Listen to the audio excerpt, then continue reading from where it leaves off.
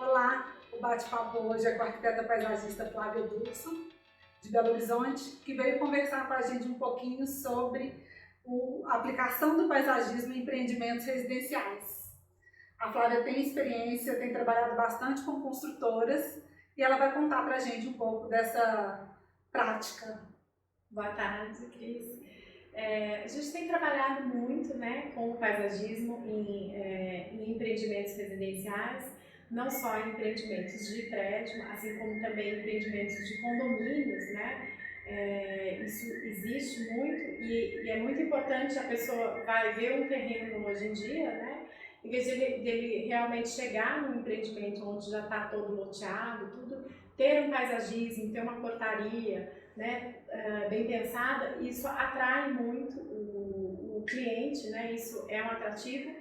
E os empreendimentos também residenciais de grandes edifícios e tudo, eles já estão vendo a necessidade do paisagismo, de como é importante existir um paisagismo, de como isso ajuda na valorização do empreendimento e ajuda na venda também do imóvel, Você ter um paisagismo pensado, elaborado, as grandes construtoras, e as pequenas também, já perceberam que isso não é um gasto, e sim um investimento para você conseguir valorizar aquele empreendimento e também alavancar as vendas das unidades, Hoje em dia, como isso está acontecendo muito forte, das construtoras tendo essa valorização, hoje em dia a gente tem muitas construtoras, não todas ainda, que o ideal seria que todas, tivessem a prática de chamar o paisagista, o profissional, que vai trabalhar com o projeto de paisagismo, antes, assim como ele chama, o profissional da arquitetura, o design de interiores também, ele chamar esse profissional antes. Por quê? Porque muitas vezes a gente vai ter jardim sobre laje, nos pilotis, nós vamos ter algum impasse dentro da obra, que o paisagista vai ter um olhar e uma solução, às vezes muito inteligente e que vai valorizar, por exemplo, sumir com o tubulão que vai existir nesse empreendimento, um fechamento importante, que vai valorizar a fachada desse imóvel. Também esses jardins sobre lajes, a gente precisa saber a quantidade de terra que precisa ter, porque às vezes você pega uma laje lá que tem, por exemplo, 40 centímetros de terra, não é mais possível ele colocar uma palmeira nesse lugar, mas o panfleto lá, enfim, o material de venda, daquele imóvel tem uma palmeira enorme. Então, os profissionais hoje, as construtoras, enfim, elas viram a necessidade de realmente fazer uma coisa dentro do que realmente é possível. O que é possível, existe, na verdade, a necessidade do profissional do paisagismo avaliar aquilo e falar: não, para eu ter uma palmeira eu preciso de tanto de terra, para eu conseguir fazer um jardim nesse lugar eu vou precisar de tais soluções, enfim, Então, para eu ter um jardim vertical eu vou precisar de drenagem, eu vou precisar de irrigação, para eu ter uma fachada com o paisagismo eu vou precisar pensar em tudo isso, uma boa impermeabilização, enfim. Então, essas construtoras, elas viram a necessidade de chamar o profissional de paisagismo para trabalhar esse projeto desde o começo, o que é muito interessante, não são todas, como eu falei, e elas também viram que isso é um investimento, porque na verdade o paisagismo ele vende, ele enche os olhos, Você valoriza o imóvel, com o paisagismo. E Flávia, a parte do resultado final, a gente sabe que é surpreendente, tem um potencial enorme, inclusive de criar um propósito para aquele projeto, associar um valor de benefício para quem vai morar ali, que vai muito além da primeira impressão. É onde eu gostaria de morar. Exatamente. Isso é muito mais forte do que só eu vi e me identifiquei com aquele design. Não, é um lugar que vai me trazer um bem-estar, Isso é muito interessante. Mas, por outro lado, a gente sabe também que às vezes pode existir aquela questão do custo, né? Se o paisagismo chega muito no final, existe uma limitação. Como que você consegue, vem trabalhando junto com as construtoras, para estudar essas soluções, para que seja uma coisa viável, mas ao mesmo tempo que entregue valor de verdade? Na verdade, Cris, isso é um desafio que todo paisagista enfrenta em qualquer empreendimento, né? Seja ele residencial, seja ele corporativo, seja ele comercial, e no paisagismo de residenciais, né, de edifícios, enfim, a gente também chega depois. Então, por isso que é importante a contratação desse profissional, até para ele saber e ele formatar esse budget, quanto que o paisagismo vai custar para esse empreendimento, para aquilo ser antecipado, na verdade, e não divulgar o material, de repente, de venda irreal, né? De repente ele divulgou que vai ter palmeiras, por exemplo, canarienses, dactilíferas, que são palmeiras mais caras, e aquilo está no material de divulgação, e na verdade não foi reservado aquele valor para se ter aquele tipo de paisagismo. Então, quando o paisagista chega antes, chega junto, ele tem a oportunidade de estabelecer até onde aquele paisagismo vai. E cabe na criatividade do paisagista de obedecer o budget. Já peguei empreendimentos que já estavam prontos, que tinha um valor pouco para ser empregado, né? Mas, e também algumas limitações, por exemplo, um empreendimento, vou te dar um outro exemplo, um empreendimento comercial, a questão não era o valor, mas sim a questão era que no empreendimento tem uma academia, embaixo tem uma área comercial, e a gente não poderia estar tampando com palmeira ou com árvore, enfim, porque a gente precisava que aquele empreendimento aparecesse, né? A gente não pode trabalhar e tampar a fachada do espaço que é comercial também. Mas a gente queria a valorização daquele empreendimento, queria mostrar que ali tinha um jardim interessante e tudo. Então a gente trabalhou na parte da criatividade, foi colocado, eu utilizei a fachada desse empreendimento, ela tem um desnível, né? E eu fui criando vários platôs, né? Como se fossem várias jardineiras, trabalhando com isso. Usei 2 tipos de grama, uma grama variegata com a grama comum verde. Isso fez um desenho. Então, com pouco material, a gente trouxe uma leitura moderna para o empreendimento que chama a atenção, né? As pessoas passam lá e falam, nossa, eu vi um jardim tão interessante, e é um jardim minimalista mesmo, e a gente conseguiu trabalhar isso também.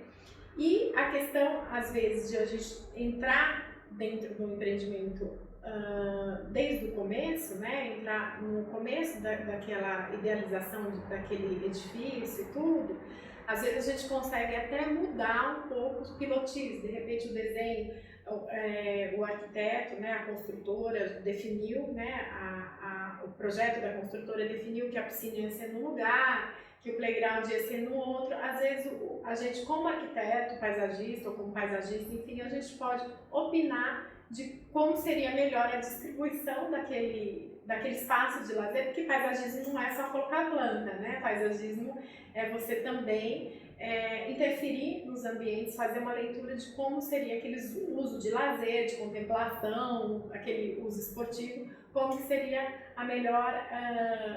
o melhor jeito de trabalhar. E às vezes a gente trabalha isso também, a gente acaba mudando o desenho do pilotismo, mudando para valorizar o empreendimento e trazer essa parte do paisagismo ganhar um novo sentido, né? Eu acredito porque o paisagista ele já vem se formando para contribuir com uma funcionalidade no jardim. Exatamente. Né? A gente sabe que a contemplação ela é importante, ela faz parte, às vezes é o primeiro contato, mas a gente quer mais.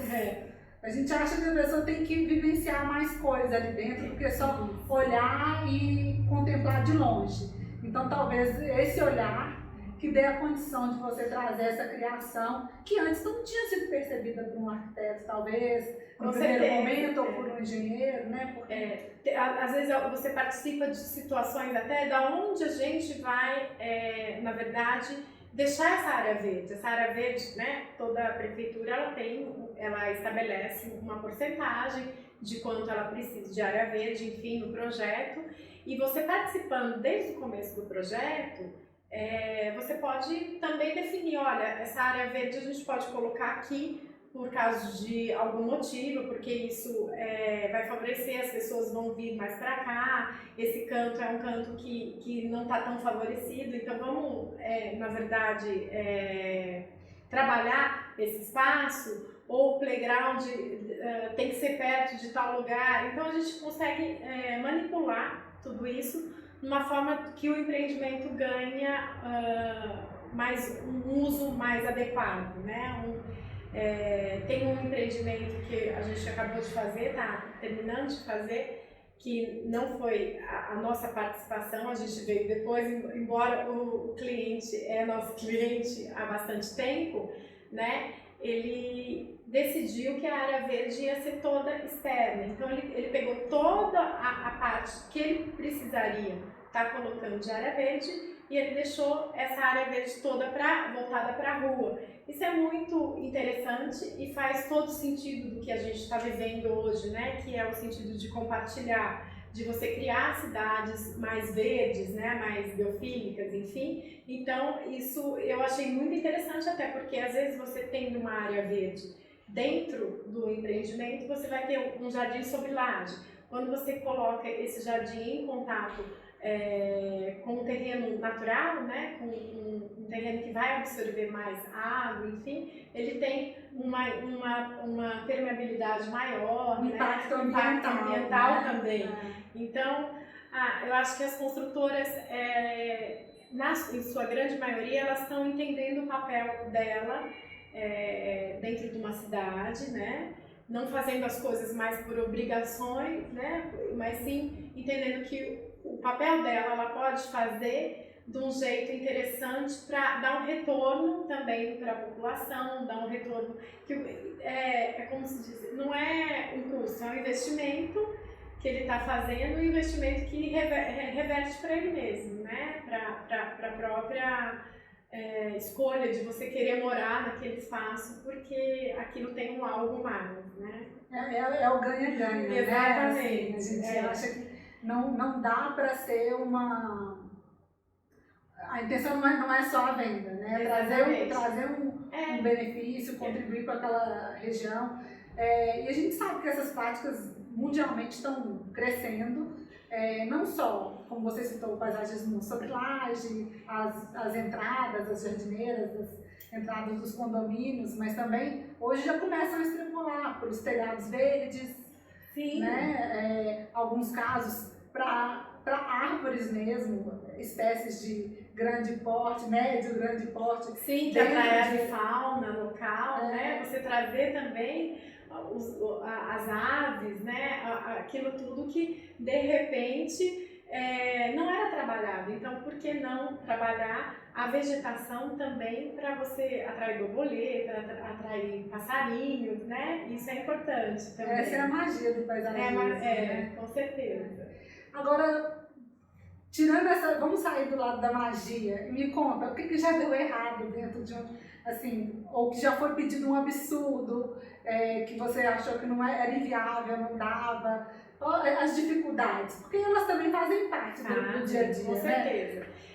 Eu acho que a maior dificuldade é quando você já chegou num espaço, né, realmente que já está pronto, e você deparar com caixas de passagem, caixa disso, caixa daquilo, ou com um jardim que realmente vai ter uma profundidade muito pequena de terra, né? Às vezes eu já cheguei em jardins assim que pouquíssima terra para você plantar alguma coisa. Então realmente aí você tem que tirar da criatividade, da inteligência mesmo, de você manipular tudo aquilo a seu favor, né? Às vezes você vai ter que ter uma movimentação de terra, criar algum jeito de você fazer algum movimento de terra para você conseguir uma altura maior da terra.